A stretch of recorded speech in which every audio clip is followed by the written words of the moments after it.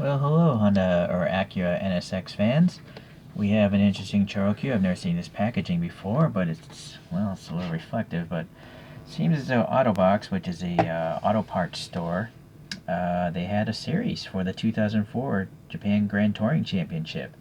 So this is number 31, the Takata Dome team, and in this year they came in 12th place for the team championship. So not the best year for these guys, but a pretty cool looking car nevertheless.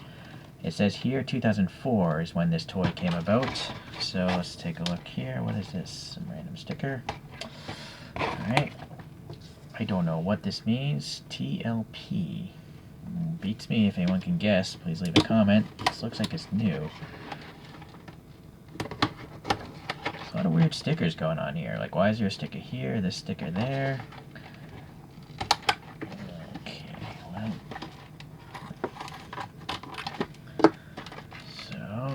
Boy, there's even tape up here. There's just so much tape going on. What is kind of nice is, it comes with a little storage box if for some reason you want to store this thing. Kind of like Mini GT does, or Mini GT may have copied these guys a long time ago. In fact, I'm curious, will it... No, I was wondering if this blister fits inside the box, but it doesn't. It's just for the display on the retail shelf. Okay, so we can lose that. Simple enough box. What I like about this box is if you stack them pretty much in any side except for this side, you can stack them all up this way and you'll know what model is inside. That's something I wish Mini GT did, Okay. So, pleasantly, there's a couple nice photos of this car in real life here. And ChoroQ gave it some 5-spoke green wheels like this guy. Let me get in closer here. Focus on the toy here. There we go. So, it's got some canards. It's got the big inlet on top of the roof. So that's not bad for a cartoon version of this photograph. What about the back view here? Well, the coin holder's kind of getting in the way, but some of the sponsorship is there. The Motul, and then the wing there. Let's try this top view. I don't know what year this car is. It's got a green snorkel, but that last one had the black snorkel, so this must be a different year. Okay, well, anyways, it's pretty cool. I like the livery. It's quite nice. Alright, so let's see, the Choro-Q itself has this nice metallic green on the top part, and then the bottom is white. I'm curious about the body. Alright, so the body is all, I think, a smoked plastic, and that is the canopy, so you can see the gear through it. And then everything else is painted really nice, so it's pretty impressive, really. I guess the wheels are okay. Ideally, they'd be 6 spokes, but these are standard Choro-Q 5 spokes. I think I'll leave it as it is. I'll just maybe add some black inside those openings there. Alright, the number 18 looks good. Motul. I don't know what this tri thing is. I don't actually see it on that photograph, so not sure. And then there's something here. What does this say? Oh, Tanabe. I don't know what they do. Exhaust systems, maybe? I forget. Alright. Well, anyways, nice details here. These are those louvers on the real photograph. There's a circle here. I think that's on the real photograph. And then we got some grill texture.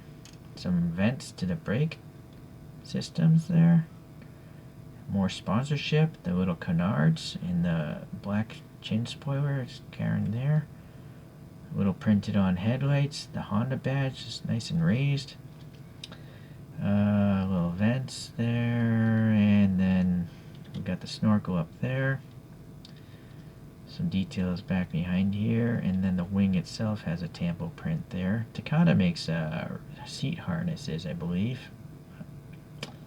Honda Racing.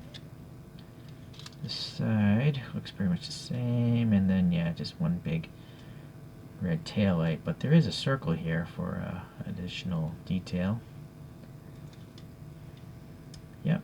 Okay, so I guess it's pretty cool. Yeah, I like it. I'm not even going to modify it.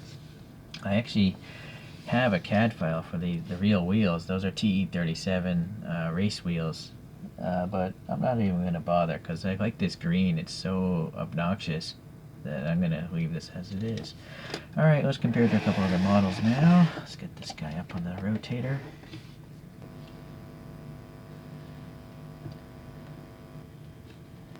It's not a good angle, is it?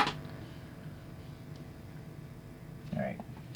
I do have a 1/64 scale NSX by Inno64.